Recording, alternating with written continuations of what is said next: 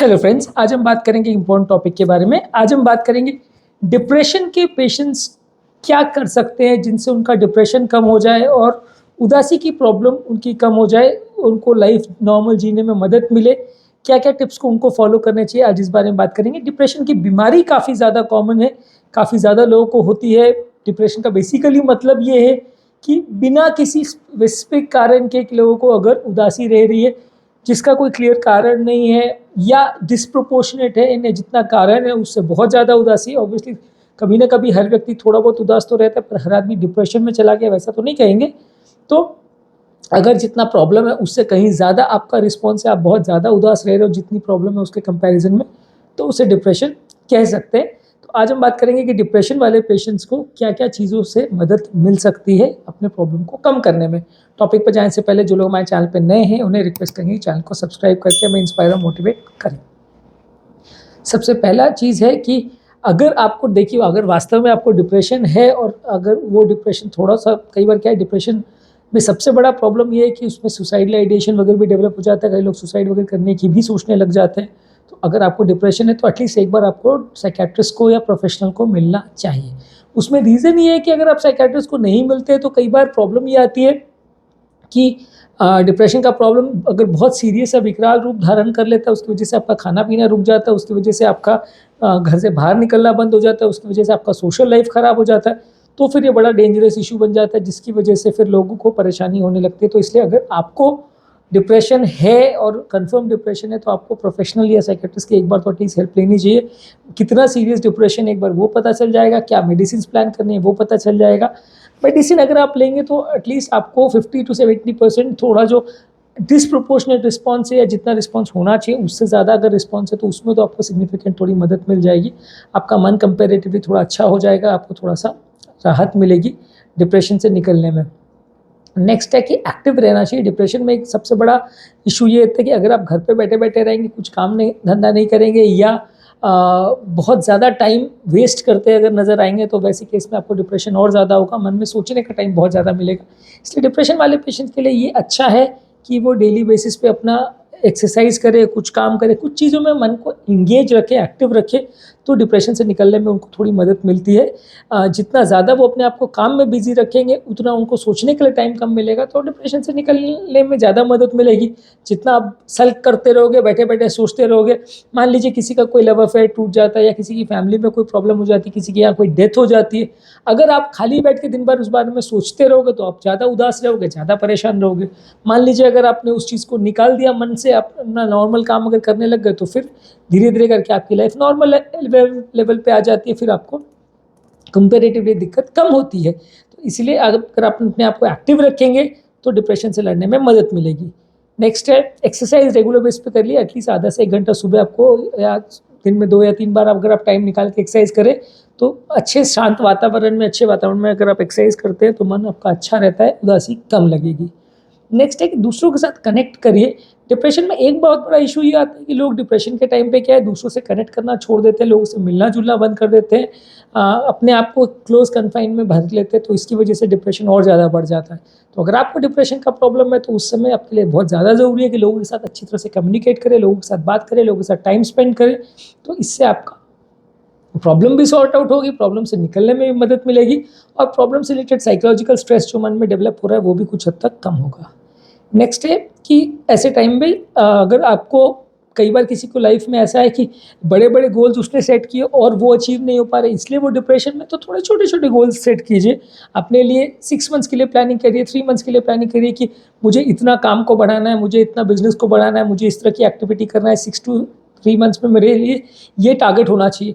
मान लीजिए एक यूट्यूबर का एग्जांपल मैं दे रहा हूँ, अगर एज ए यूट्यूबर अगर हम सोचते हैं कि मेरा 1 साल में 10 लाख सब्सक्राइबर हो जाना चाहिए और वो नहीं होगा तो हमें डिप्रेशन हो जाएगा। तो उससे अच्छा ये है कि आप अपने आप को 1 महीने का या 3 महीने का गोल सेट करें कि मुझे इस लेवल पर पहुंचना है, मुझे इतने वीडियोस करने हैं, मुझे इस तरह से अपने गोल्स को मॉडिफाई करना है, मुझे इस तरह का कंटेंट प्रोड्यूस करना है। उस चीज़ों पर अगर आप फोकस करेंगे तो आपको कंपेरेटिवली उतना सोचने का टाइम नहीं मिलेगा, उतना आपका मन उदास नहीं रहेगा। तो जिस तरह के गोल्स आप अपने आप को सेट कर रहे हैं वो रियलिस्टिक होने चाहिए। वो कुछ भी आपने इमेजिन कर लिया कि हाँ 1 साल में मैं दुनिया का सबसे अमीर आदमी बन जाऊंगा तो आप वैसे ही परेशान हो जाओगे। 1 साल में मैं दुनिया का सबसे बड़ा यूट्यूबर बन जाऊँगा, या 1 साल में मैं दुनिया का सबसे बड़ा बिजनेसमैन बन जाऊँगा, मैं अपनी कंपनी का मालिक बन जाऊँगा। आप इस तरह का अगर विचार लेके चलेंगे तो डेफ़िनेटली आप परेशान ही होंगे। आप थोड़े रियलिस्टिक गोल सेट करिए, थोड़ा शॉर्ट टर्म के लिए प्लानिंग करें और शॉर्ट टर्म के लिए रियलिस्टिक एक्सपेक्टेशन रखिए तो ज़्यादा अच्छा है। नेक्स्ट है कि अपना खुद का केयर रखिए, सेल्फ केयर करिए। जो भी एक्टिविटीज़ आप कर रहे हैं उसको एंजॉय करने का कोशिश कीजिए।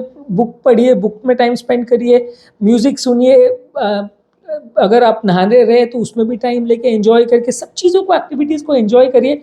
खुद के लिए केयर करिए, एक्सरसाइज करिए। इस तरह की चीज़ों में अगर आप एंगेज रहेंगे, चाहे कई है कि साज-सज्जा वगैरह भी, आप ब्यूटिफिकेशन भी अगर खुद का कर रहे हैं, या अच्छे कपड़े भी अगर पहन रहे हैं, तो ये सब चीज़ों में भी आप अगर खुद का ख्याल रखेंगे तो वो ज़्यादा अच्छा सिग्नल देता है माइंड को।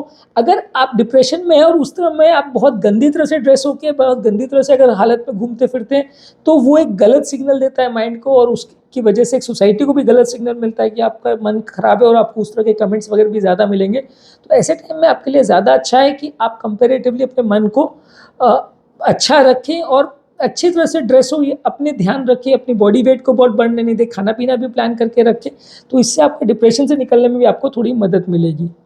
नेक्स्ट कि कोई ड्रग्स या अल्कोहल ऐसे टाइम में अवॉइड मत करिए, क्योंकि डिप्रेशन में सबसे बड़ा प्रॉब्लम कई बार क्या आता है कि लोग ड्रग्स और अल्कोहल के चक्कर में पड़ जाते हैं, व्यसन को पाल लेते हैं, जिससे बाद में डिप्रेशन से तो निकल जाते हैं लेकिन व्यसन से निकलना मुश्किल होता है, क्योंकि डिप्रेशन में कोई एडिक्टिव इन्फ्लुएंस नहीं होता जिसकी वजह से आप मजबूरी में वो चीज़ करते हैं, वैसा डिप्रेशन में नहीं होता।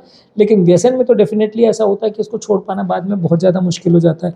तो इसलिए अगर आपको डिप्रेशन है तो आपको डेफिनेटली कोई व्यसन वगैरह में नहीं पड़ना चाहिए, नहीं तो बहुत लॉन्ग टर्म उसके कॉन्सिक्वेंसेस आपको ख़राब रहेंगे। नेक्स्ट इंपॉर्टेंट टिप है कि अल्कोहल से भी बचिए।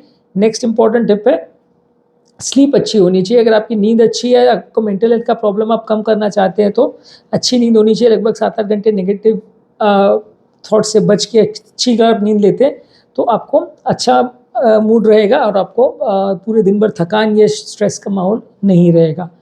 नेक्स्ट है कि मन में नेगेटिव थॉट्स या बुरे विचार नहीं आने चाहिए। जहाँ तक कोशिश करिए कि बुरी-बुरी चीज़ें या बुरी-बुरी लाइफ के जो एक्सपीरियंसेस रहे, उनके बारे में बार-बार मत सोचिए, तो उससे कंपैरेटिवली आपका डिप्रेशन में निकलने में मदद मिलेगी। नेक्स्ट है कि माइंडफुलनेस के लिए प्रैक्टिस करिए। इसमें क्या है कि प्रेजेंट मोमेंट में जीना है, और प्रेजेंट मोमेंट के बारे में बहुत ज़्यादा जजमेंटल नहीं होना, प्रॉपर वे में डिसीजन मेकिंग को प्रैक्टिस करना है। तो इससे भी इसको एक साइकियाट्रिस्ट लोग आपको सिखाते हैं, माइंडफुलनेस टेक्निक बोलते हैं। इसको भी प्रैक्टिस करने से कई बार डिप्रेशन से निकलने में आपको मदद मिलती है। नेक्स्ट इंपॉर्टेंट टिप है कि सनलाइट में बाहर निकलिए। सनलाइट का भी बॉडी पर जो इन्फ्लुएंस होता है उससे भी आपका मूड अच्छा रहता है, और उसकी बॉडी की केयर रखने में भी मदद मिलती है।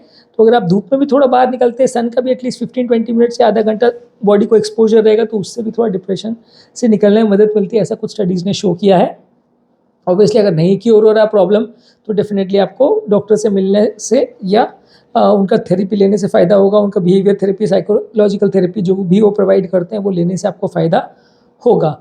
मेडिसिन जो भी वो प्रिस्क्राइब कर रहे हैं, वो मेडिसिन रेगुलर बेस पे लीजिए। जब डिप्रेशन से निकल जाए तो थोड़े दिन के बाद डॉक्टर से पूछ करके मेडिसिन को बंद कर सकते हैं। लाइफ टाइम ऐसा मेडिसिन ले ज़रूरी नहीं है, लेकिन एटलीस्ट मेडिसिन का ट्रायल आपको देना चाहिए, तो उससे आपका डिप्रेशन से निकलने में कुछ हद तक आपको मदद मिलेगी। जो कि आपकी एक्टिविटीज़ हैं या जिस भी तरह के प्रॉब्लम्स को आप फेस कर रहे हो, उनका एक प्रॉपर जर्नल मेंटेन करें, एक डायरी में मेंटेन करें, और उसमें अपनी जो भी भड़ास है वो निकाल दें, या जो भी आपका दिन भर का दिनचर्या है या जो भी चीज़ें आपको प्रॉब्लम कर रही है उसके बारे में आप लिखेंगे, तो उसको बाद में रिफ्लेक्ट करके बाद में देखने से आपको अपनी मनस्थिति को समझने में या अपने मन के विचारों को समझने में थोड़ी मदद मिलती है। तो इस तरह के केसेस में या तो कोई पर्सनल व्लॉगिंग करके या कोई पर्सनल डायरी में चीज़ों को एंटर करके आपको अपने माइंड को कंट्रोल करने में मदद मिलती है, विचारों को कंट्रोल करने में मदद मिलती है, जिससे कि लॉन्ग टर्म प्रॉब्लम्स होने का चांस कुछ हद तक कम हो जाता है। तो आज हमने बात की डिप्रेशन के पेशेंट्स के लिए कुछ इंपॉर्टेंट या कॉमन टिप्स के बारे में जो उनको फॉलो करना चाहिए ताकि उनको डिप्रेशन कम हो। जो लोग भी हमारे चैनल पे नए हैं उन्हें रिक्वेस्ट करेंगे कि चैनल को सब्सक्राइब करें। ऐसा करने से चैनल को कंटिन्यू करने के लिए हमें मोटिवेशन और इंस्पिरेशन मिलती है। जो लोग हमारे चैनल पे बहुत डिटेल वीडियोज़ नहीं देखना चाहते हैं उनके लिए रेगुलर बेस पे हम यूट्यूब शॉर्ट्स अपलोड कर रहे हैं, जिसमें सारे टॉपिक का 1 मिनट में ब्रीफ समरी हम आपको देते हैं, तो आप उसे देख सकते हैं। सोशल मीडिया ग्रुप्स में फ्रेंड्स, फैमिली और रिलेटिव्स में उसे शेयर कर सकते हैं हेल्थ टिप्स के फॉर्म में। और यही कंटेंट हम फेसबुक और इंस्टाग्राम पे भी अपलोड कर रहे हैं, तो वहाँ पे भी आप हमें फॉलो कर सकते हैं।